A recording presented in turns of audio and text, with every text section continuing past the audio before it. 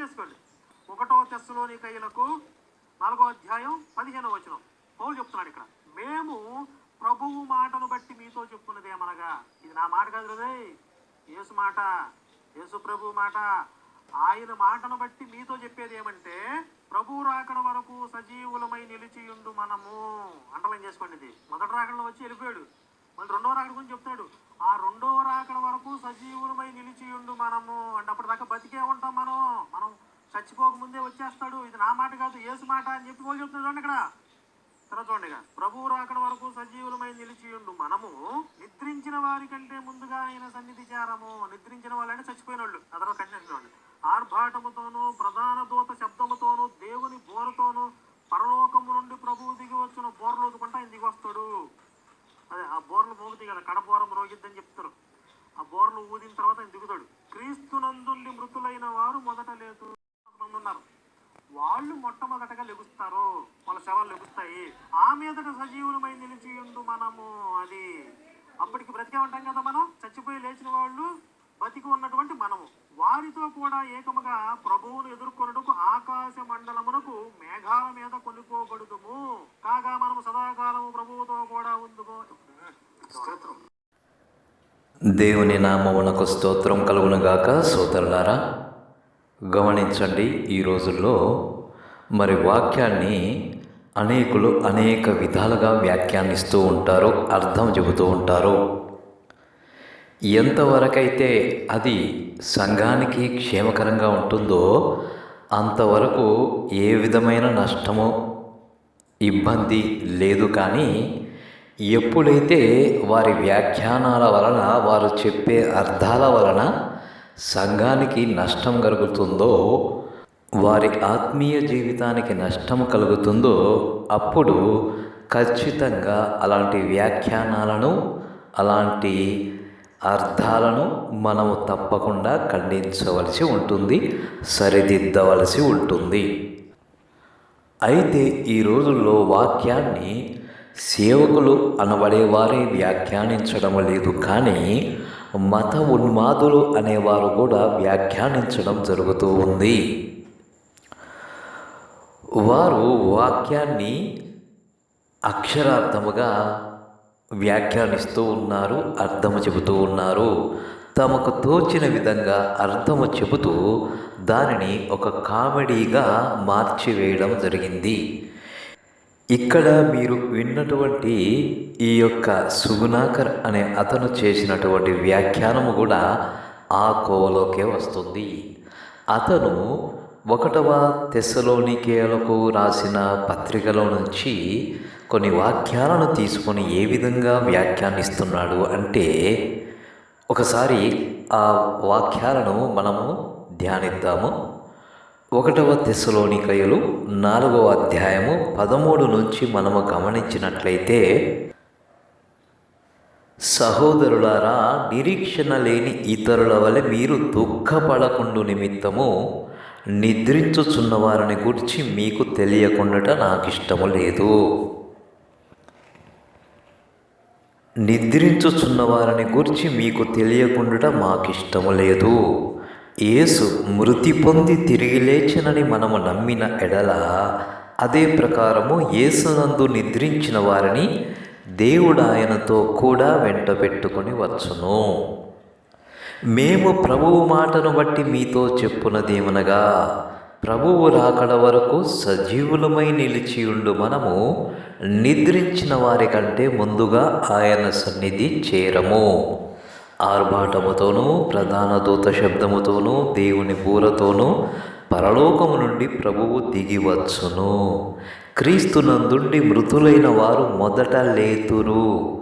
ఆ మీదట సజీవులమై నిలిచియుండు మనము వారితో కూడా ఏకముగా ప్రభువును ఎదుర్కొనుటకు ఆకాశ మండలమునకు మేఘముల మీద కొనిపోబడుదుము. కాగా మనము సదాకాలము ప్రభువుతో కూడా ఉందుము. కాబట్టి మీరు ఈ మాటల చేత ఒకనినొకడు ఆదరించుకొనుడి. ఇక్కడ మనము గమనించవలసినది ఏమంటే, పుట్టిన ప్రతి జీవి గిట్టక మానడు. అయితే చాలామంది మరణాన్ని గురించి చింతిస్తూ ఉంటారు, దుఃఖిస్తూ ఉంటారు. అయితే ఇతరుల వలె మనము దుఃఖించకూడదు. ఎందుకంటే యేసు ప్రభువు మరణాన్ని జయించి తిరిగి లేచిన తీరుగా ఆ విధముగానే మనము కూడా తిరిగి లేచెదము. క్రీస్తునందుండి మృతులైన మనమందరము కూడా తిరిగి లేచెదము అని వారికి బోధిస్తూ ఉన్నాడు. అంతేకాకుండా ప్రభువు తిరిగి వచ్చినప్పుడు ప్రభువు యొక్క రెండవ రాకడలో ఎవరైతే అప్పటికే నిద్రించారో అంటే మరణించారో వారు మొదట లేతురు, వారు మొదట ప్రభువును ఎదుర్కొందురు, వారు మొదట ప్రభువును చేరుకొందురు అని వారికి ఉన్నటువంటి ధన్యతను గురించి తెలియచేస్తున్నాడు. ప్రభువు వచ్చినప్పుడు సజీవులమై ఉండు మనము అంటే అర్థము ప్రభువు యొక్క రెండవ రాకడ సమయంలో ఎవరైతే సజీవులుగా ఉంటారో, ఎవరైతే సజీవులైన విశ్వాసులు ఉంటారో వారికంటే ముందుగా మృతులైన వారు, మరణించిన వారు, నిద్రించిన విశ్వాసులు వారు ప్రభువును ఎదుర్కొందురు, వారు ప్రభువును కలిసి కొందురు. వారి తర్వాతే మన వంతు వస్తుంది.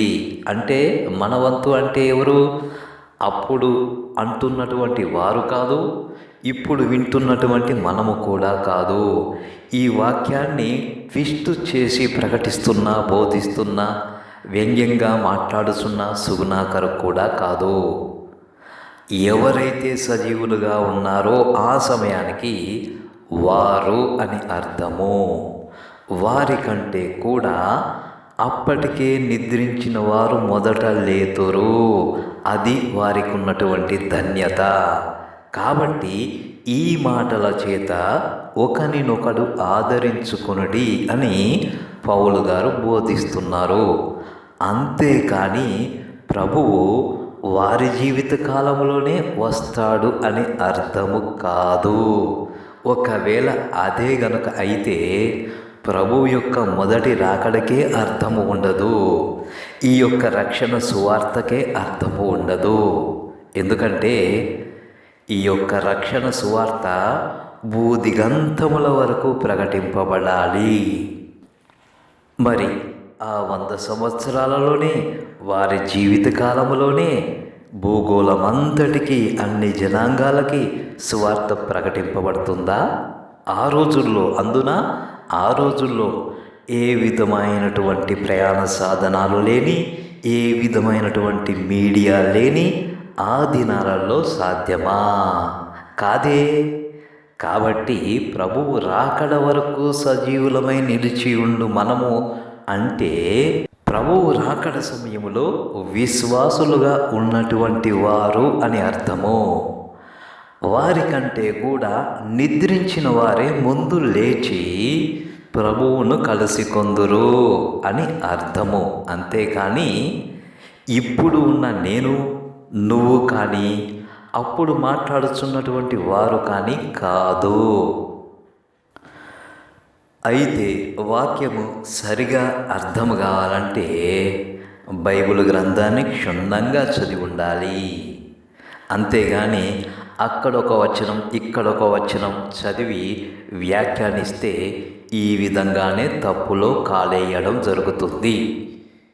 ఒకసారి మత్తయి సువార్త 24వ అధ్యాయము 3వ వచనం నుండి కొన్ని వచనాలు ధ్యానిద్దాము. అప్పుడు మనకు క్లారిటీ వస్తుంది.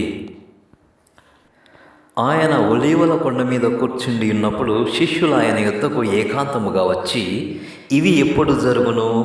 నీ రాకడకును ఈ యుగ సమాప్తికి నీ సూచనలేవి మాతో చెప్పుమనగా, యేసు వారితో ఇట్లనెను, ఎవడును మిమ్మును మోసపరచకుండా చూచుకొనుడి.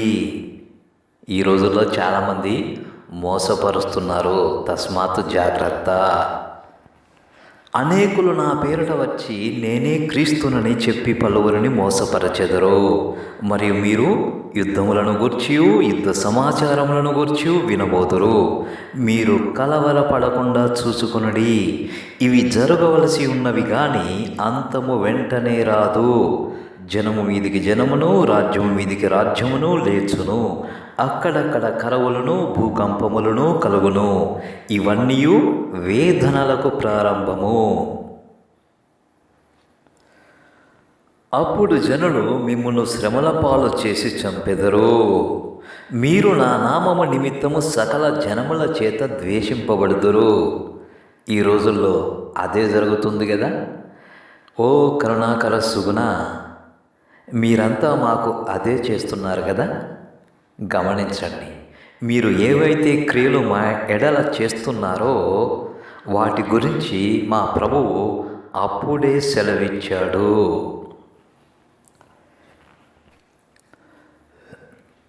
10వ వచనం, అనేకులు అభ్యంతరపడి ఒకనినొకడు అప్పగించి ఒకనినొకడు ద్వేషింతురు. అనేకులైన అబద్ధ ప్రవక్తలు వచ్చి పలువురిని మోసపరచెదరు.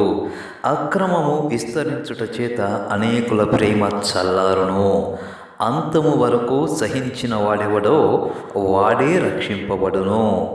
మరియు ఈ రాజ్య సువార్త సకల జనములకు సాక్షార్థమై లోకమందంతటను ప్రకటింపబడును. అటు తరువాత అంతము వచ్చును. ఎటు తరువాత? అందరికీ ప్రకటింపబడిన తరువాత ఈ రాజ్య సువార్త సకల జనములకు సాక్షార్థమై లోకమందంతటను ప్రకటింపబడాలి.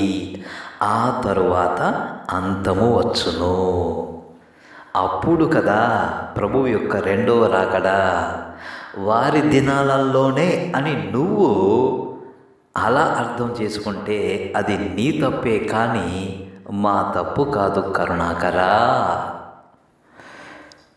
కాబట్టి 1వ తెస్సలోనికయులలో ఆ యొక్క సంఘానికి చెబుతూ ఏదైతే మాటలు చెప్పాడో, ఆ మీదట సజీవులమై నిలిచియుండు మనము అంటే అక్కడ చనిపోయిన వారిని గురించి, అప్పటికి బ్రతికి ఉన్న వారిని గురించి పోలుస్తూ మాట్లాడాడు. చనిపోయిన వారి గురించి మీరు దుఃఖించకండి. వారు మనకంటే ముందుగా ప్రభువుని ఎదుర్కొంటారు, ప్రభువుని కలుసుకుంటారు అని చెబుతున్నాడు. వారికి ఆ ధన్యత ఉన్నది. కాబట్టి వారి గురించి మనము చింతించనవసరం లేదు, దుఃఖించవలసిన అవసరం లేదు అని వారికి చెబుతూ ఉన్నాడు.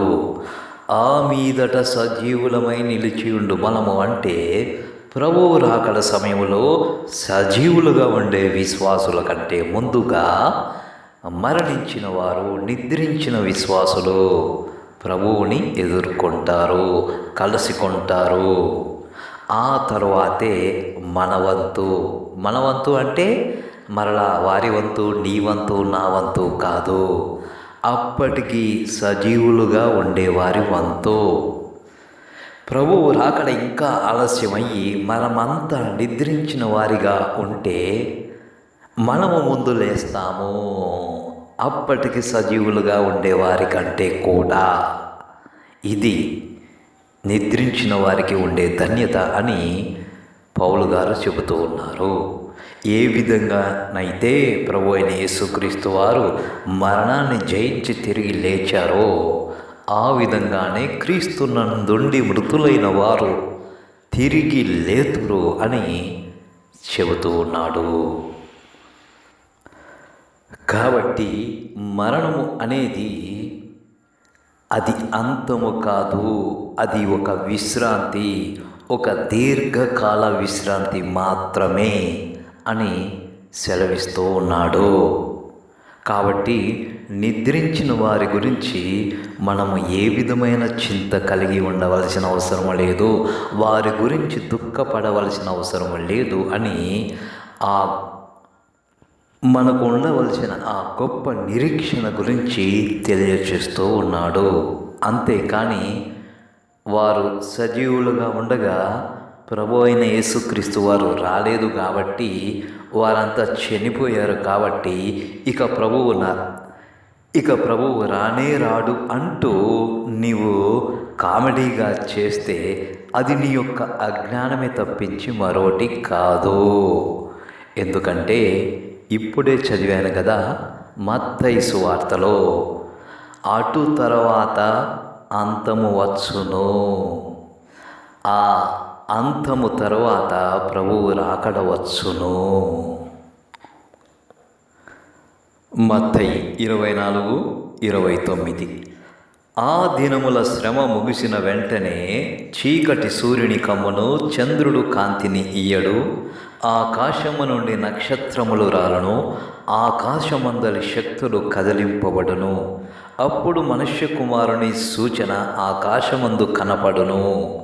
అప్పుడు మనుష్య కుమారుడు ప్రభావముతోనూ మహామహిమతోనూ ఆకాశ మేఘారూఢుడై వచ్చుట చూచి భూమి మీదనున్న సకల గోత్రముల వారు రొమ్ము కొట్టుకొందురు.